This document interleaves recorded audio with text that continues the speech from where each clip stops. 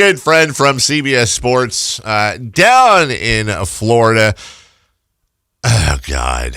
I just remembered something. Hurricanes. Yeah. But you can call me Slurricane. Okay. C40. It's CBS Sports. It's Dave Richard. Dave, it's Dave and Jay. Good morning. Good morning, David. Anything going on Saturday that you'd like to discuss? Yes. As a matter of fact, Saturday evening, we are going to have hibachi night. I got a new griddle.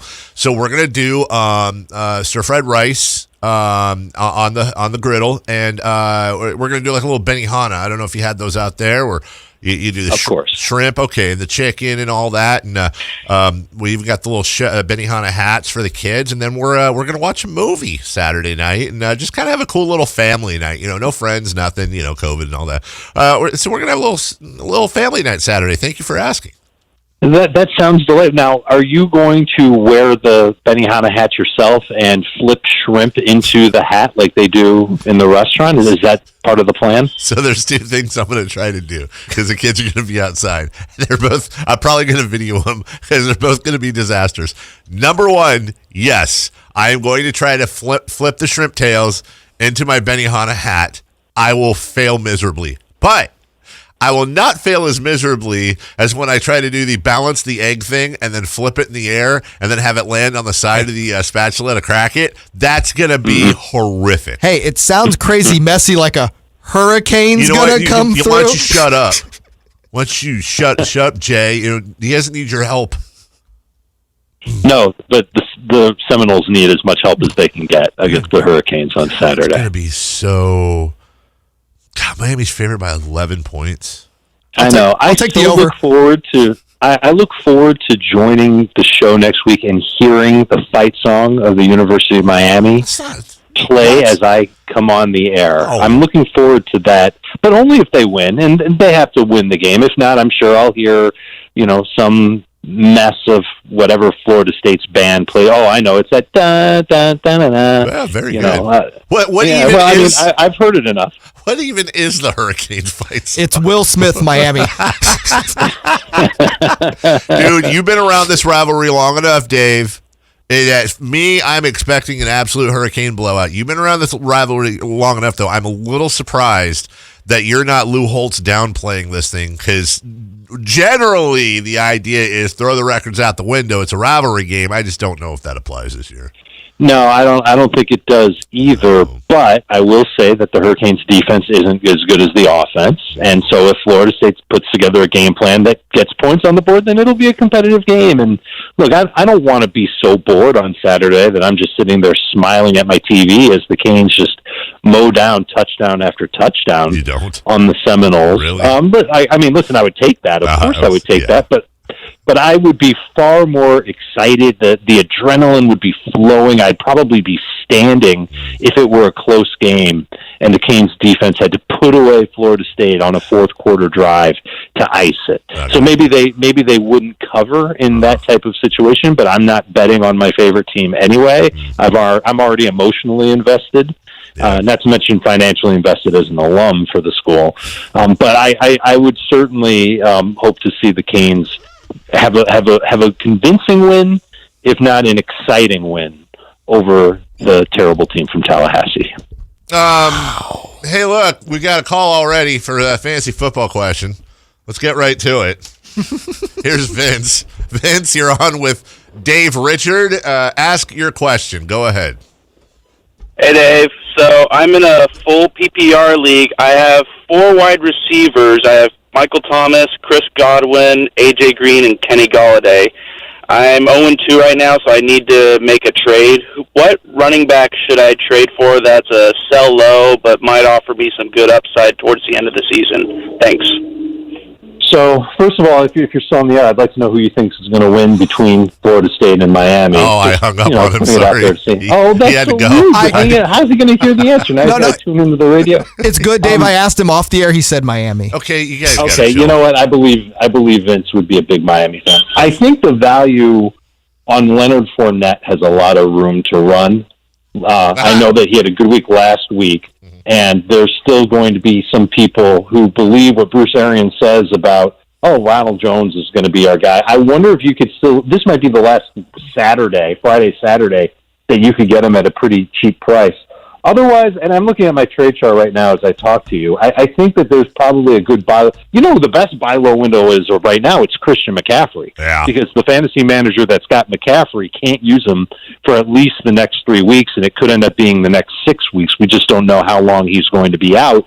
You're going to have to give up something good. You might have to give up Godwin and A.J. Brown, for example, straight up just to get Christian McCaffrey on the team. That might be overpaying a little bit in the long run, but maybe not, because you'll have McCaffrey. So maybe that's what you do. And if you can't get McCaffrey, maybe Raheem Mostert, you'll be able to get even cheaper than that. I do like Daryl Henderson's potential, but his value could really swing on what happens this weekend. And we know he won't be the only running back for the Rams. It looks like Malcolm Brown is also going to play. So it's really hard to find a running back who for sure is going to be awesome in the second half of the season. But the guys who are hurt right now, they're going to come back. They both are, in the case of McCaffrey and Mostert, both are in really good positions. It might be easier to, well, actually, now that I'm thinking about it, there's 2 more running backs, but you might have to wait a weekend for them. Mixon, if he has a bad game, and David Johnson. Basically, all the Texans are buy low guys right now, Dave, because they've had such a tough schedule and because the Steelers are going to be tough this week. Saturday is the time to put in your trade offers for Deshaun Watson and David Johnson just to get on the radar of those fantasy managers who are going to be frustrated with those Texans players. And if Mixon has another bad game, then the people who drafted Mixon are also going to be interested in trading him. So those are going to be 2 more guys that do have that type of potential, along with McCaffrey and Mostert. Dave, I want to go back to Daryl Henderson Jr. real quick. He had a big game last week. Do you think he's going to be able to replicate that this week? I know the Bills have one of the better defenses against the run. What are you seeing for Daryl Henderson this week? I want to know if those linebackers are going to be healthy for Buffalo, because they weren't last week, and it really made a difference in how they played, and the Dolphins really took advantage of it with their running backs and tight ends out of the backfield. It looks like one of the linebackers, Matt Milano, is definitely going to play, and the other one is the better one, Tremaine Edmonds. He's been wearing a non-contact jersey. If he practices on Friday, my guess is that he'll play. It's going to be rough for Henderson, who's going to split with Malcolm Brown. What we saw last weekend in Philadelphia was that Henderson would start a series, and they rotated who started a series. Henderson would get first down, second down, and then Malcolm Brown would come in on third down. The Rams would convert, and it was almost like the coach said, Malcolm, you stay in, and you just handle the rest of the drive.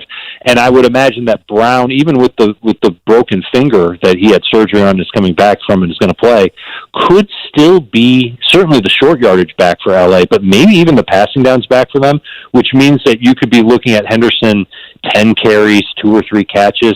He looks a lot better than he did last year. When he played last year, it looked like he was running with a blindfold on. Now it looks like he's using his eyeballs, and he can see where to go, and he's very good. He's going to get opportunities.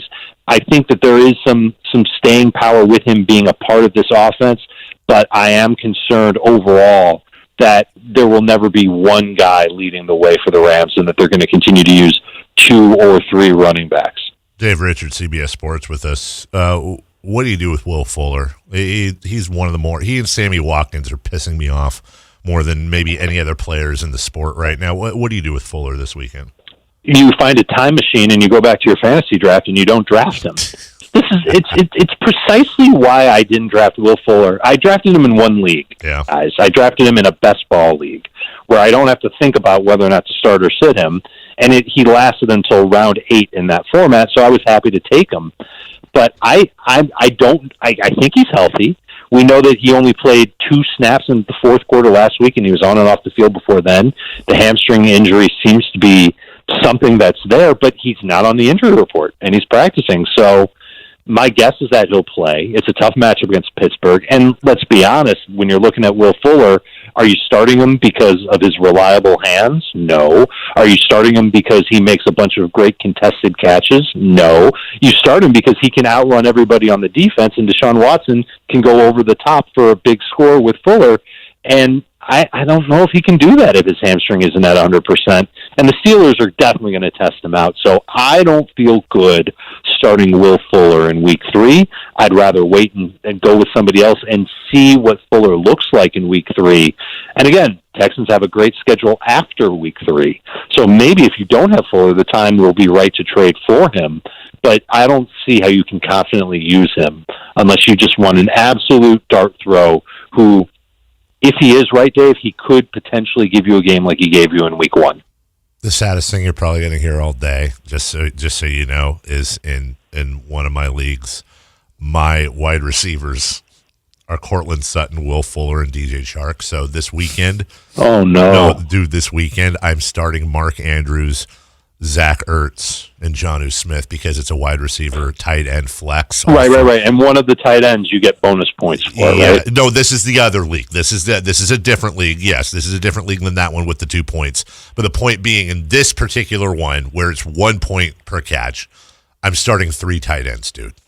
It's so sad. I don't have a problem with that. Really? With those 3 tight ends. Yeah, really. I mean, Mark Andrews, 2 of those guys are like wide receivers anyway. Yeah, true. And then Ertz is the one that you might have to worry about the most. No, I don't feel bad. I don't think you want to hear something sad. Dave, I'm in a 14-team auction. We call them salary cap drafts now, but you know what I mean. Yes, I do. And it's with all types of sharks from the fantasy industry, guys from ESPN and Yahoo and everywhere. And I won in the salary cap draft Christian McCaffrey and Saquon Barkley. Oh. So I'm without Barkley for the rest of the year. And do you know which one I actually did have the backup for? Not McCaffrey. I had Wayne Gallman on the bench. They grabbed Freeman. So I think I might have to end up starting Gallman. I got Jeff Wilson off the waiver wire. And you know what? I'm kind of excited about him. Yeah. As the main running downs back for San Fran. And the 49ers are beat up to hell, you know that, but the offensive line is not. And Kyle Shanahan's a wizard. So I could easily see Jeff Wilson against the Giants finding the end zone and maybe even getting 40 or 50 rush yards with it. I'm going to start him as he's going to be my number 1 running back in that league because I'm so decimated at the position. Well, if we're looking at that game, what do you think Devontae Freeman has left in the tank, especially this week? Florida State's Devontae. Dude, Jay, I wish I could tell you that he would be great, but what are the facts here? Right. The Falcons let him go and replaced him with Todd Gurley. So they think that Gurley is a better running back right now than Devontae Freeman. That's kind of nuts. Maybe he is, maybe he's not. Right. But how about this? Freeman was offering his wares to Philadelphia, Seattle, Jacksonville, Tampa Bay. None of them signed him. Right. Why? Was it really because he wanted too much money? Because if he was a good running back, I'm pretty sure they would have paid him $3 million. Because they're haters. And so now he's going to New York with the Giants, and they've got Deion Lewis, and they've got Wayne Gallman, and Saquon Barkley wasn't running particularly well behind that offensive line, and now it's going to be split 3 ways. I don't really want a piece of any Giants running back at this point. Yeah, I can't really. There's no argument. I don't. Devontae Freeman has pissed me off so much, and it's like Devontae Freeman graduated into Dalvin Cook. And Dalvin Cook now is the guy. There's always a Florida State running back I'm super high on. And then obviously Cook's been better. But remember, once upon a time, Devontae Freeman was easily a top 10, if not top 8 pick in drafts. And I feel like, I hope I'm wrong, but I feel like Dalvin Cook's headed the same way where you just can't trust his health. Well, for now you can because he's healthy right now, and it's good news. And now look at Cam Akers out in L.A. Yes. His second NFL game. He gets the start. He gets the first 3 carries. He gets hurt in the red zone, rib injury. Your running backs, man, they aren't durable. Meanwhile, Frank Gore is going to be playing into his 50s into the NFL. Yeah. Don't come at me with Frank Gore or Emmitt Smith, please, because they're the two I can't say anything bad about either of them, and they both went to dumb schools. All right, let's go to the phones here. It's Tom. Tom, you're on with Dave Richard of Miami. Hi, Dave. I'm in a full PPR league. Got a tough decision. I can play 3 of 4: McLaurin, Connor, Moore, and Woods. I'm going to sit Robert Woods with that group, and I know that's nerve-wracking because he started off with great game in week 1 and he scored in week 2, but I think he's going to see the most of Tre'Davious White in that Buffalo secondary, and I think the way you attack Buffalo is over the middle of the field, and it feels like a Cooper Kupp week to me, and maybe a little bit more from Tyler Higbee, and maybe a little bit more from the running backs, and a little bit less from Robert Woods. And we know that DJ Moore is going to get a lot of targets and catches. It's a very tough matchup for him against LA. The Chargers secondary is very strong, but I don't think the Panthers care, and I don't think they're going to really have a choice either. What they do is they throw a lot of short passes, and that volume really helps DJ Moore, helps Robbie Anderson too. And I would expect both those guys to get north of 7 receptions. And if you're getting 7 catches, you're probably in line for at least 70 yards. If you're worth a damn as a receiver, you've got to average at least 10 yards per catch. And so that's a nice safe floor of 14 PPR points. And I'm not sure I feel good about Robert Woods getting that type of number against Buffalo. Dave Richards, CBS Sports, joining us. Dave, looking at the Eagles and Bengals this week, the Bengals' rush defense is atrocious. Is Miles Sanders a must-start? Yeah, I mean, he's been a must-start all along, and he'll continue to be. And I'm hoping to not only see him get 15-plus carries, but I want to see him get 5 or 6 receptions. I want to see Philadelphia use him out of the backfield as much as possible because he's a good receiver as well. And they were true to their word about him being a feature back. All off season long, people were telling me, you're crazy for having Miles Sanders as a first-round pick because Peterson doesn't like to use one running back. He's used multiple backs. Well, he's never had a running back like Miles Sanders. And Philadelphia backed up what they said about him being the feature guy. And I think he's going to continue to be the feature guy. And I honestly, you look at the rest of the receiving core for Philadelphia, Jalen Reagor's hurt. Alshon Jeffery's not going to play. Deshaun Jackson's old. The tight ends aren't burners. I think that they have to lean on Miles Sanders in this game, and they need a win badly. They got to pull out a victory. The loser of this game is going to be 0-3. That's rough. You don't want to start a season 0-3. So Philly at home, no excuses against Cincinnati. I think they lean on Sanders quite a bit, and he's a good play in DFS as well because he's not among the very most expensive running backs. His price is up there, especially on DraftKings, but it's not like he's the most expensive running back, and that's a good thing. This poor guy is just freaking out on the text line. He's going to lose it if I don't get to his question. He wants to know if Alshon Jeffery is active this week, does he go with Alshon or Deshaun Jackson at his flex? I think it's got to be Deshaun because we don't know what to expect from Alshon Jeffery. Remember, he's really only been practicing this week. So who knows? He's probably been doing conditioning and stuff on the side during Eagles practices before this week, but I don't know if he's going to be right. I don't think he plays. I think he ends up playing in week 4, and he'll probably be even rusty then when he gets back on the field. And I don't know how good Alshon Jeffery really even is anymore. He's a big body. He's almost like a tight end. Like when you watch Larry Fitzgerald play, yeah, he's got great hands and he runs great routes, but he's kind of like a tight end now more than a wide receiver because he's not a guy that you're throwing to 15 yards downfield. And I feel the same way about Alshon Jeffery. I think that he'll get some decent volume, and if he scores, he'll be good for your fantasy team, but otherwise you're not going to enjoy the fruits of his labor in fantasy football. Where can people watch, read, and hear you? I believe you have a show coming up very shortly. We've got a show coming up at 9 a.m. Pacific time, and I am going to reveal, Dave, a cheat code for DFS this week. Oh. There's a player on DraftKings who is priced so wildly inappropriately that if you've never played DFS before, this is the week to do it. I'm not going to tell you who it is now. Oh. I'm not going to tell you off the air, Dave. You're just going to have to tune in to Fantasy Football Today at 9 a.m. on CBSSportsHQ.com. It's free to watch. You will learn the name of this player. He is a cheat code to help you win $1 million in DFS this week in fantasy football. Is it Devontae Freeman? Oh, my God. How did you know? Did I just? No, oh, my goodness. I just gave the Do you know what the cheat code is? I'll give you a hint. He did not go to Florida State University. Oh, my goodness. That narrows it down. I can't give it away, Dave. I got to have people tune in and watch the show. They want to win money. Playing DFS. I had a feeling they're going to get this name. I had a feeling it wasn't Devontae Freeman. That's why I threw it out there. Just okay. All right. Listen to Dave.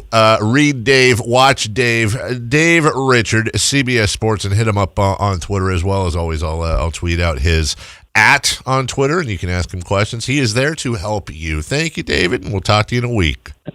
Enjoy the game on Saturday night, gentlemen. You enjoy the. It's the Carmichael Dave Show on Sports 1140 KHTK.